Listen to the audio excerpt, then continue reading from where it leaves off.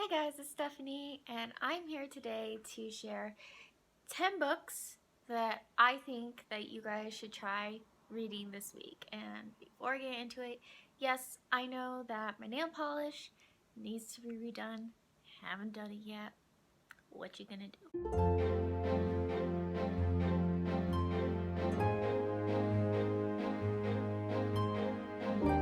So I'm just gonna get right into it. 10 books that would make great summer reads, okay?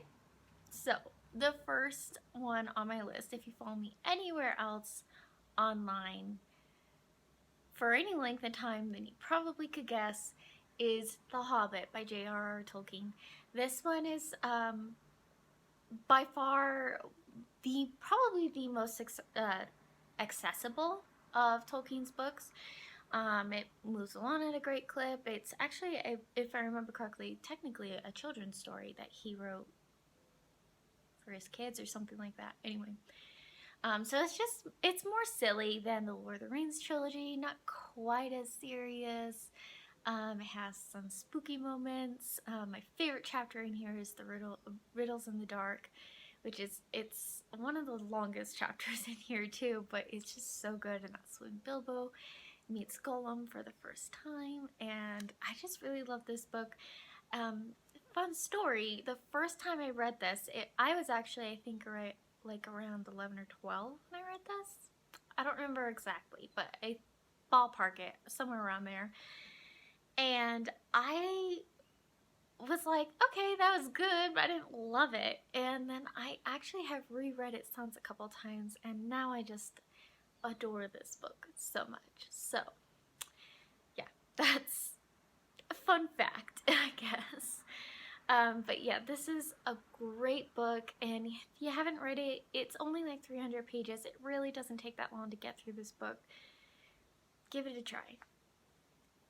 So next on my list is actually another book for when I read much younger, and that is Ranger's Apprentice by John Flanagan. This book it's actually part of a really long series, but it's about a boy who is an orphan, and he wants to become a knight, but he just doesn't have the right physique for it, so he gets passed up for that opportunity, and he's really disappointed. But then he gets chosen to be trained as one of the King's Rangers, and the King's Rangers are like pretty high up there in the kingdom, so it's pretty cool. But at first he's just like, the really leery about it, and but this is just his story of his training, or part of his training, and his relationship and his growth with his mentors and his friends. And I really love this book. I've read this book nearly like 10 times, not gonna lie. My brothers read this book. This one, my parents actually went ahead and just gave it to me because I just love this series so much, and no one else really was reading it. So, and I will probably reread it again at some point, honestly. I really love this book. It's actually one of my favorites in the entire series. The series has 12 books, so yeah. This is a good one to try, and especially if you're looking for something for a younger reader, someone in like probably between 10 and 12 with a good reading comprehension. This one does have a lot of characters introduced in the beginning of the book, so you'll want to make sure, if you are giving this to a younger reader, that they just have that comprehension level. That way they can really enjoy this book. That was something that one of my younger brothers struggled with, was his reading comprehension just wasn't there yet, and so he just had a hard time following all the characters at the time. So that's just a note. But yeah, I think this is a great one for older and younger readers though, so yeah, give it a try. It's a fun fantasy adventure. What's better than that for summer? I don't know. The next book I have is a contemporary. This one is not really light and fluffy at all, but it's a great book. and that is 1,000 Perfect Notes by C.G. Drews. You might also know her as Paper Fury online if you follow her on Instagram or Twitter or on her book blog. This one is heart-wrenching. It's about a boy who is forced by his mother to play the piano. And he likes playing the piano, but she makes it just utterly miserable for him. And she is actually really abusive. So, trigger warning for domestic abuse, physical and emotional, definitely. But this book was just, I feel like it was done well. Not that I've experienced that, so I can't really say that per se, but I felt like it handled it well. It doesn't excuse her behavior at any point, but it's a really beautiful story of him getting out of that situation and just learning to love music for what it is and letting go of the negativity, or starting to let go of that negativity that his mother has associated with it, or he has associated with it because of his mother. So, not a light one, but this one I read in one day, I think in 2018. It was like one of the first books of the year I read. It was really wonderful. So yeah, you should give it a try. The next one I have is, yes, it is a fluffy contemporary, and that is The Summer I Became a Nerd by Leah Ray Miller. I read this years ago, and you know what? My book nerd friends, you're probably gonna really love this book because, I mean, the main character, when I read this book, I think I was like 17, I really identified with this character a lot. Not that I don't need to be able to identify with a character to love a book, but I just was reading it and I was like, wow, like, she's into a lot of the same stuff I am, or similar things to me, and, you know, it's just a really light contemporary where she is not 100% secure and really sharing with others all these things that she likes that are kind of nerdy, but she comes to accept that as part of herself, and there's a little romance as well. So, and this one's a really quick read. It's how many pages? It's 258 pages. It's really fast and just fluffy, for lack of another word. So that one is a great one. Now this is one I just recently read. It came out earlier this year, or at least this edition did.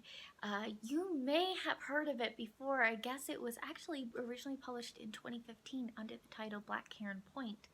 And this book is The Last Witness by Claire McFall. This is a YA thriller, and I absolutely loved it. It's about a group of teenagers who they are in Scotland. They go to a Scottish, like, beach, I guess, and they decide that they're gonna go camping there, and while there, they get into they desecrate a pagan burial ground, and those pagan spirits didn't like it. So, that is the premise for the book. It has, the ending just was amazing.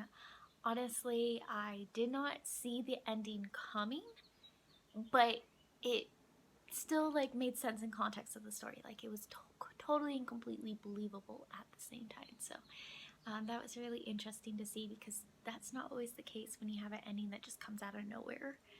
But this one did. Like, this, at least, it came out of nowhere for me, but, like, I can totally see that it is,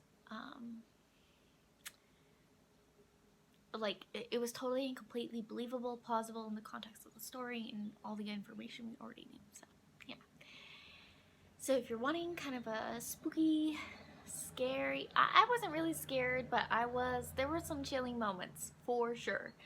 Um, and definitely a lot of moments where I was like, what? What? Like, what happened? What's just really gripping. So if you're looking for that this summer, especially if you're into some camping disasters, the Last Witness is where it's at. Alright, so that is half our books. The next one I have, we'll do this one next, since we're on thrillers, and that is Into the Drowning Deep by Myra Grant. And this one, you know what? If you're afraid of open water and you're not going in it this summer anyway, well, go ahead and read this book. Killer Mermaids, need I say more? If you like Jurassic Park, you're probably going to love this as well. I loved both books, and this is just about a research crew that goes out to the Mariana Trench, and they're looking for mermaids. No one thinks they're going to find anything, and well, they find something and things go very, very poorly for them. People die. It's very good. And next on our list, I'm just going to finish up our kind of more chilling books, and that is Contagion by Erin Bowman. This one is more of a sci-fi thriller-ish, I think. At least I was thrilled by it. This is about a crew that is sent to go and help another crew on this planet who has, I believe, sent out a distress signal or something like that. And they go there and they find that everybody is dead, and they're supposed to be doing some investigative work while they're there. So they start poking around and they awaken things and find things that really are not a good idea, or not things you want to awaken or find anywhere. And honestly, this book is terrifying. Full disclaimer, this book made me really, really anxious at some points in a good way. But yeah, just an FYI, if you have any issues with anxiety, just know that going into it. I wouldn't necessarily say don't read it unless like it's just not healthy for you to expose yourself to that. But this is really great. I found it really scary. There are parts where I just could not read, and I actually had my husband read it to me. He and I actually read this book together, and yeah, this book is really, really wonderful. It actually helped or did pull me out of a year-long reading slump that I had. So this book is really near and dear to my heart. It's really awesome. I'm honestly at some point do want to reread this book. So yeah, give this one a try. And this is a duology, and the sequel is already out. So if you love this book, you can pick up the second one, which is Immunity. I didn't love that one quite as much as this one, but yeah, full disclosure, you can totally binge read it. So yeah, we have 3 more. The next one I have is a release from last year, and that is House of Salt and Sorrows by Erin A. Craig. This is her first novel, I believe, and this one is a retelling of the 12 Dancing Princesses.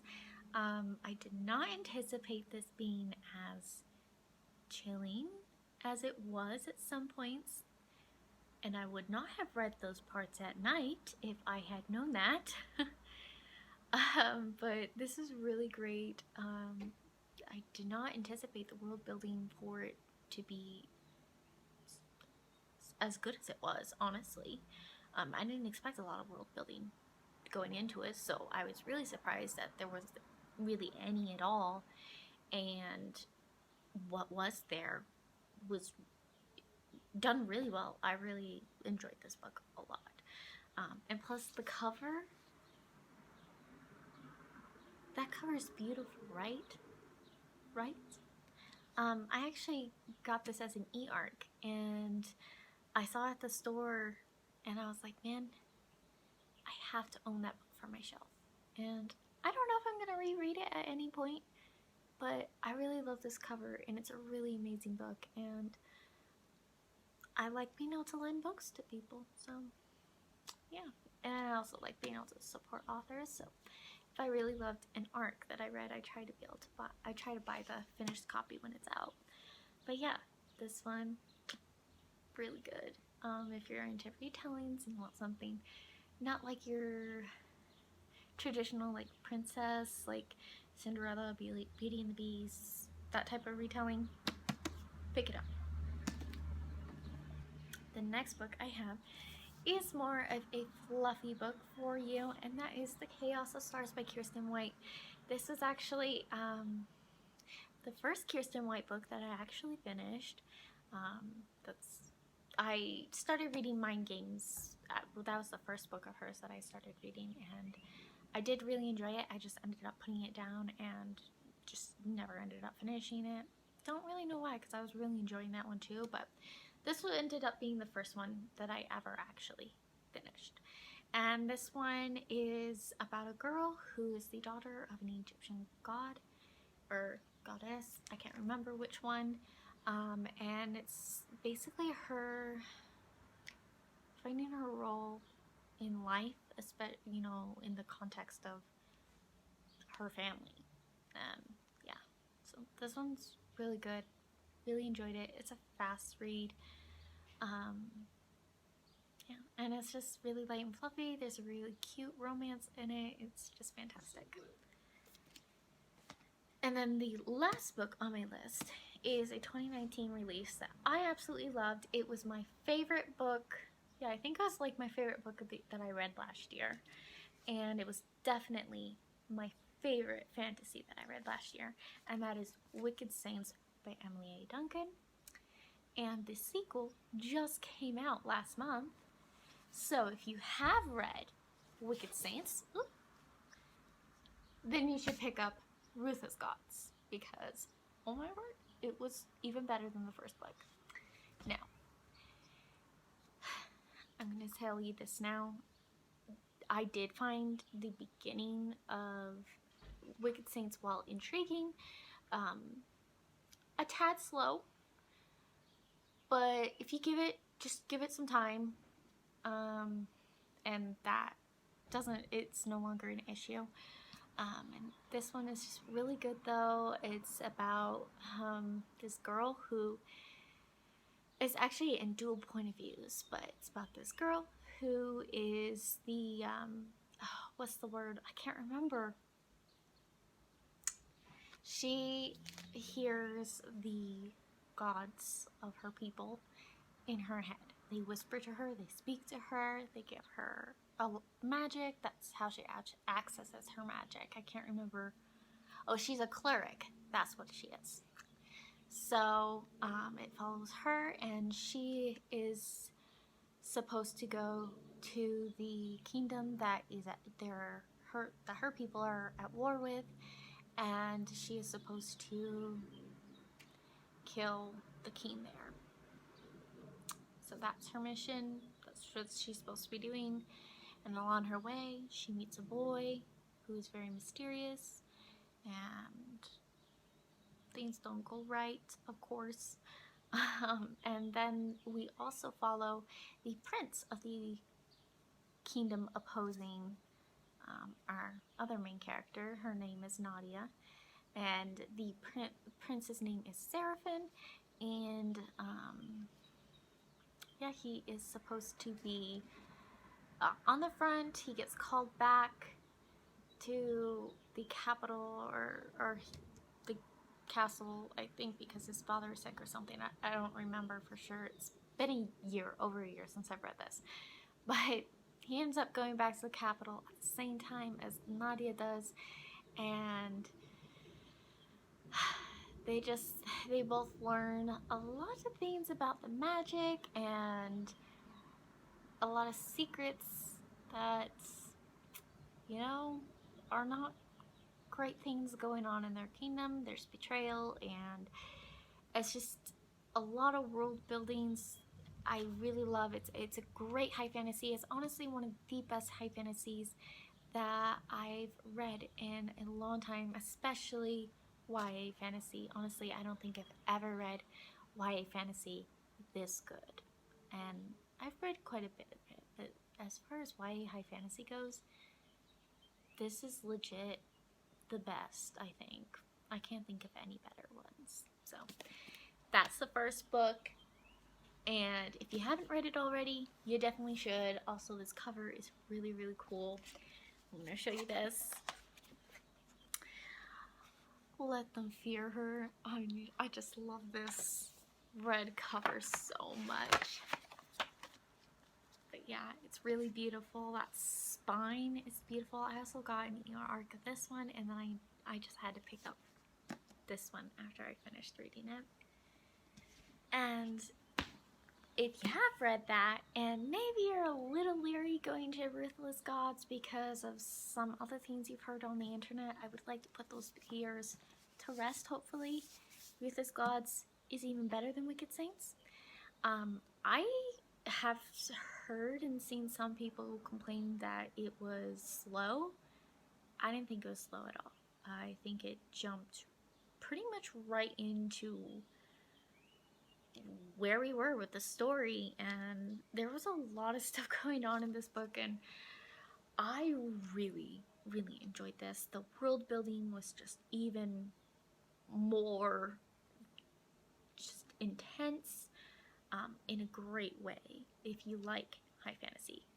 Again, if you don't like high fantasy, I mean, I'm not going to tell you not to read this book or series because it's an amazing series, but it may not be up your alley if you don't really like a more,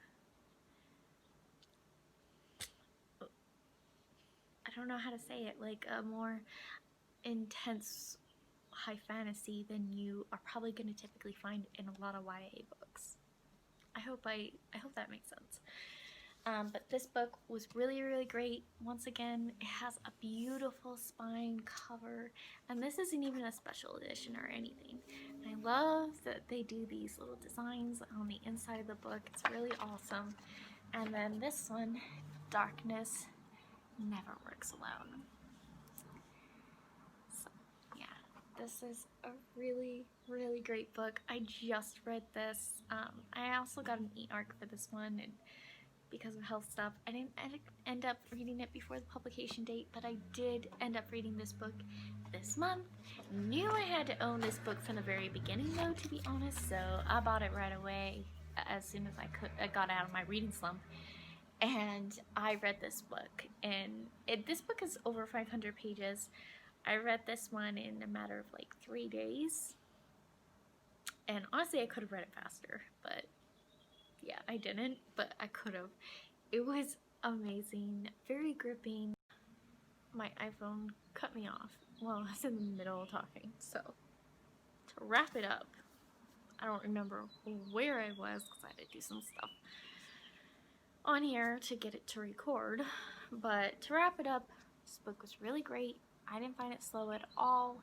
It was a amazing addition to the series. I cannot wait for the third book next year. It's going to be amazing. Very goth, and just monsters. Just tons of monsters in this book too. And I loved the developments with the world and with the characters. It was just really, really interesting. Very well done. Loved it all so much. I have zero complaints with this book at all. I didn't feel like any time was wasted or anything like that. Sometimes I feel like some authors, especially with longer books, like they kind of are wasting time a little bit just to like pad the page count. This was not the case with this book at all. Loved this book so much. This is probably going to be my favorite book of 2020, and you know, that's even with me taking into consideration the Hunger Games prequel that just came out. So yeah, that's my recommendations. So technically it was 11 books, but